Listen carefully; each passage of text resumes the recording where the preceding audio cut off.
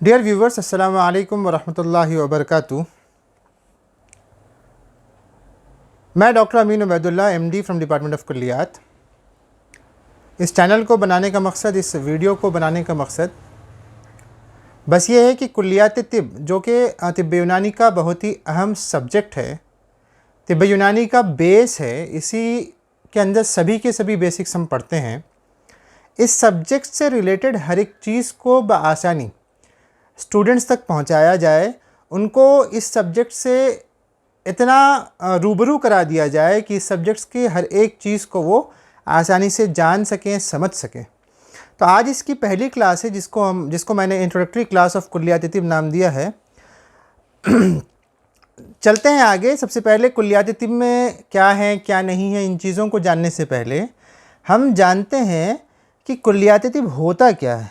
What is कुल्लियात तिब, तो इस पे पूरी बहस होगी इंशाअल्लाह। उस पे जाने से पहले दो लफ्ज़ हमें समझना ज़रूरी है। सबसे पहला लफ्ज़ है जुज़ई और दूसरा लफ्ज़ है कुल्ली।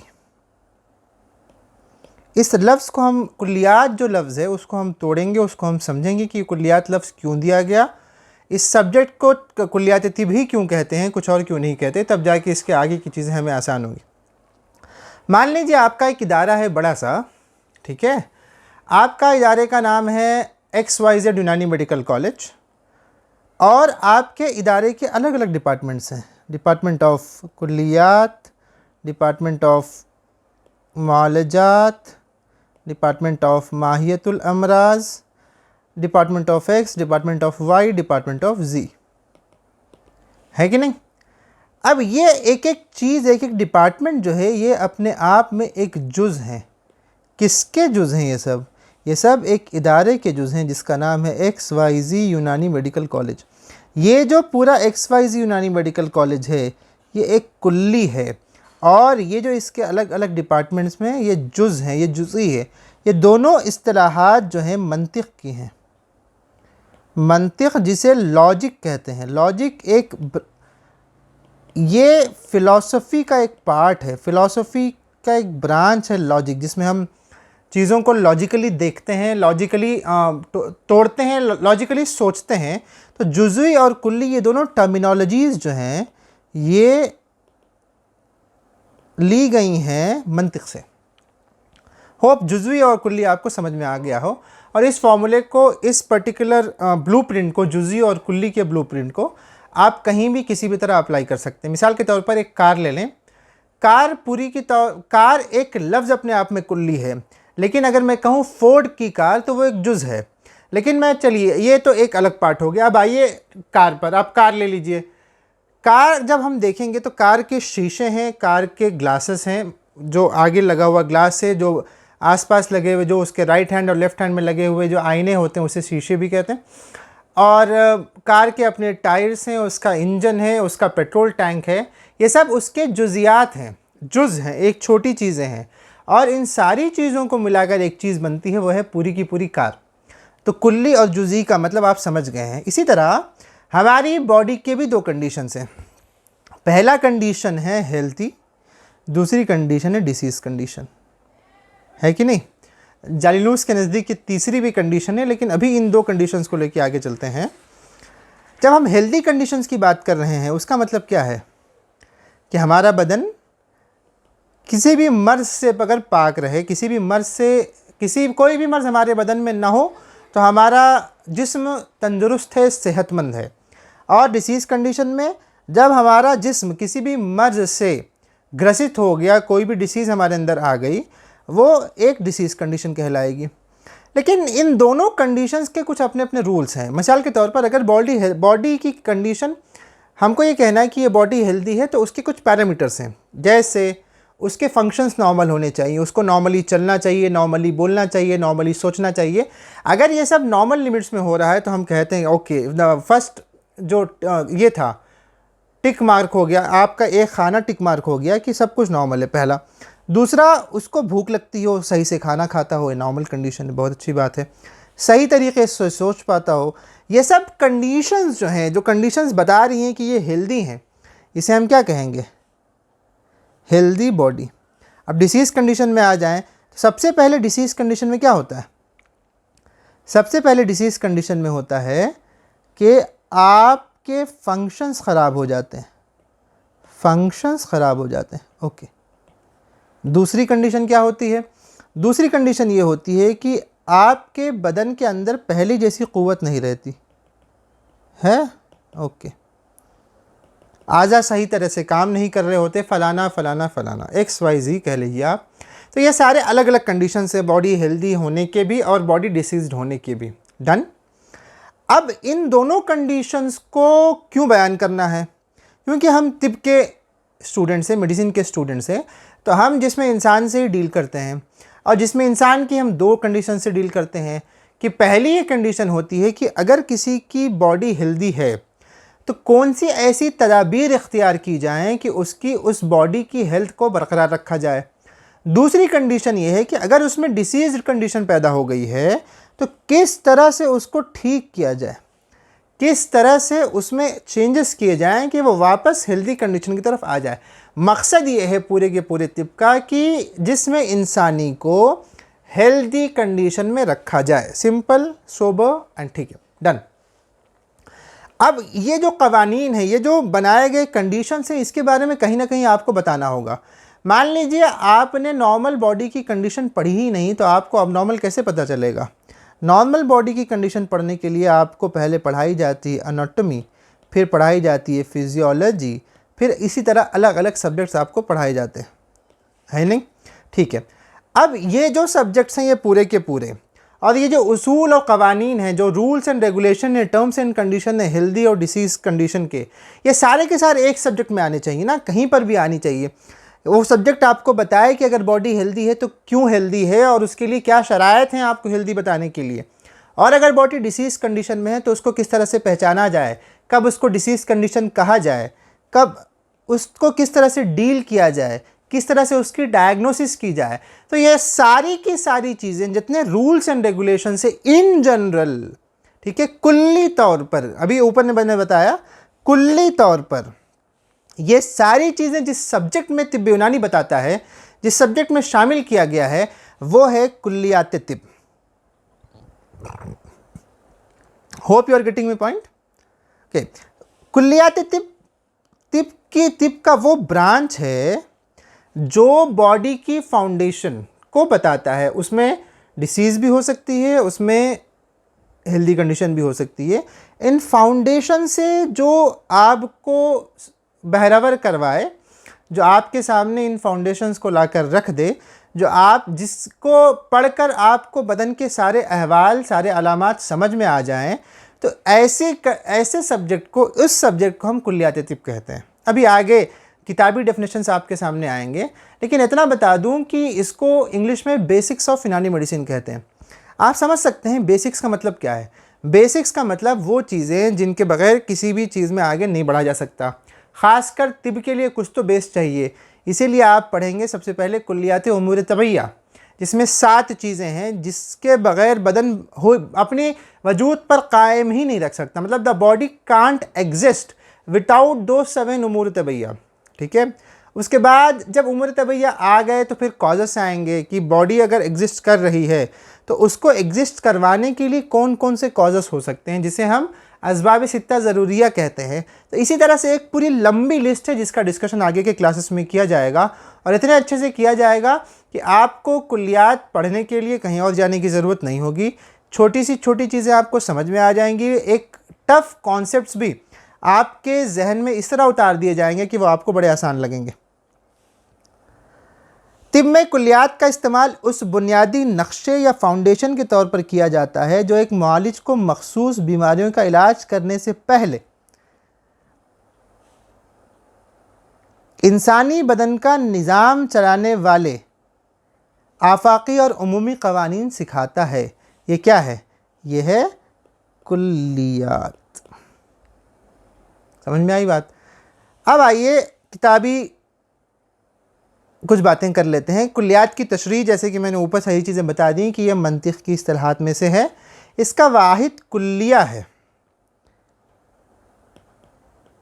अच्छा, आप एक सवाल मुझसे ज़रूर कर सकते हैं कि जब वाहिद कुल्लिया था तो हम कुल्लिया ही क्यों नहीं कह लिए, कुल्लियात क्यों कहना पड़ा?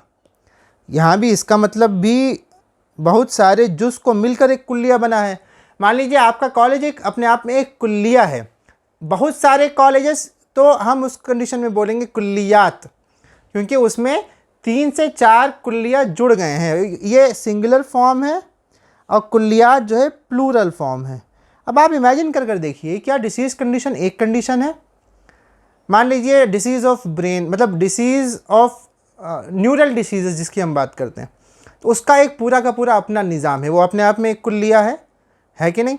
उसके बाद दूसरा एक निज़ाम, नीचे आ जाइए ओरोफेरेंजियल में आ जाइए, उसका पूरा अपने आप में एक निज़ाम है, उसकी पूरी की पूरी अपनी एक डिसीज़ कंडीशंस हैं, बिल्कुल हैं।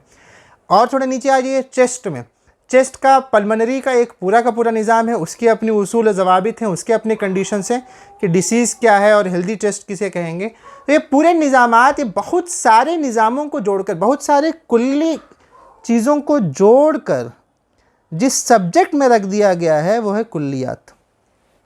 इन सारे निज़ाम को आपको इस तरह से बताया जाएगा कि आप इन चीज़ों को अप्लाई कर किसी भी चीज़ से सल्यूशंस और डायग्नोसिस बना सकेंगे। तो इसी असल मकसद कुल्लियात का यही है कि आप जो है डायग्नोसिस बनाने के काबिल हो जाएं यूनानी पैरामीटर्स पर। कुल्लियात आपको यही सिखाता भी है। अब आइए एक और किताबी बात कर लें कि लफ्ज़ कुल्लियात का तिब में इस्तेमाल क्यों होने लगा। जैसे कि मैंने पहले बताया कि किसकी इस्तिलाह थी, ये थी मंतिक़ की इस्तिलाह थी। अब इसको तिब में क्यों ले लिया गया? तिब में इसलिए ले लिया गया कि एक बहुत मौजूद वर्ड निकल के आया कि ये वो जामे उसूल क़वानीन बताता है, ये सब्जेक्ट, ये पूरा का पूरा सब्जेक्ट, जिनसे बदन इंसानी, ह्यूमन बॉडी के अहवाल का बहालत सेहत, all types of conditions, either it may be due related to healthy body or it may be related to diseased body condition, all can be studied in one subject, that is kulliyat tib, वो जामे उसूल क़वानीन, everything related to it, जितने terms and conditions हैं, जितने rules and regulations हैं इस पूरे के पूरे तिब में, जिसको अप्लाई करना है आपको प्रैक्टिकली, थियोरेटिकली, सब के सब कुल्लियात तिब में आपको पढ़ाए जाते हैं। Hope you are getting my point. अगर कहीं पे आपको कन्फ्यूजन लग रहा हो तो आप ज़रूर कमेंट सेक्शन में सवालात मुझसे कर सकते हैं। आगे बढ़ते हैं हम कि जब हम कुल्लियात की बात कर चुके हैं तो अब इसमें सब्जेक्ट्स कौन से आते हैं, मौज़ूआत, टॉपिक्स, कौन सी टॉपिक्स पर इसमें बात होती है कि नहीं। कुल्लियात एक बहुत बड़ा सब्जेक्ट है और उसके अंदर बहुत सारे अलग अलग टॉपिक्स हम स्टडी करते हैं।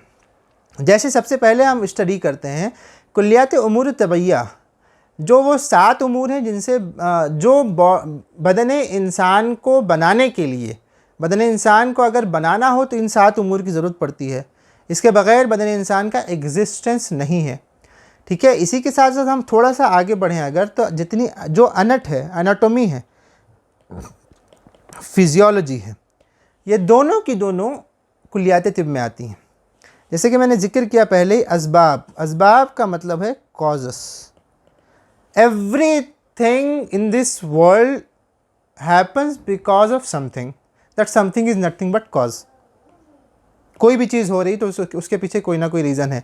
आप अगर ये क्लास देखने आए हैं, इसका मतलब ये है कि हो सकता है आपको इस सब्जेक्ट के बारे में पढ़ना हो, एग्ज़ाम देना हो, या किसी और मकसद के साथ ज़रूर आए होंगे, तो वो कॉज ज़रूर होता है। ठीक है, बदन इंसान मतलब ह्यूमन बॉडी के एग्जिस्टेंस के लिए भी कुछ कॉजेस हैं जिसे हम ज़रूरिया कहते हैं, और इन ज़रूरिया का ख़राब होना ही डिसीज़ कंडीशन की तरफ ले जाता है, और इन असबाब ज़रूरिया का अच्छी तरह से रहना आपको हेल्दी बनाए रखता है। असबाब गैर ज़रूरिया वो हैं जिनसे बदन का उतना रिलेशन नहीं है, लेकिन अगर बॉडी में मतलब अगर हम इम्प्लीमेंट करें अपने डे टू डे लाइफ में तो ये हमें फ़ायदा पहुंचाते हैं। जैसे एक्सरसाइज करना, मसाज करवाना, जिम वगैरह जाना, ये सब असबाब गैर ज़रूरिया में आते हैं। और असबाब ज़रूरिया में वो चीज़ें हैं जैसे खाना पीना, सोना जागना, ठीक है, आपका मेंटल सुकून, ठीक है, आपकी बॉडी की एक्टिविटीज़। मान लीजिए आपने बॉडी की एक्टिविटीज़ करना बंद कर दी तो डिसीज़ कंडीशन में कैसे जाएगा कि आपका इंटेक, फूड इंटेक उतना ही है लेकिन आपने एक्टिविटी कम कर दी, तो आप में ओबेसिटी हो जाएगी। ठीक है, इसी तरह और भी सारी चीज़ें हैं जिसको आगे डिस्कस करेंगे। असबाब कुल्लिया और असबाब जुज़िया, कुल्ली असबाब और जुज़ी असबाब। कुल्ली major causes, it may be related to health और may be related to disease condition. Minor causes, minor causes और स्पेसिफिक कॉजेस, इसको एक और वर्ड कह सकते हैं जनरल कॉजेस। जनरलिटी जो है वो कुल्लिया है, स्पेसिफिसिटी जो है वो जुज़िया है। अब आप शायद समझ पा रहे हो। एराज व अलामात, जितने साइन एंड सिम्टम्स हैं वो सब के सब जिस भी डिसीज़ के हों, जैसे भी हों, जितने साइन एंड सिम्टम्स एग्जिस्ट करते हैं वो सब के सब एक रूफ के अंडर आते हैं, वो है कुल्लियात तिब।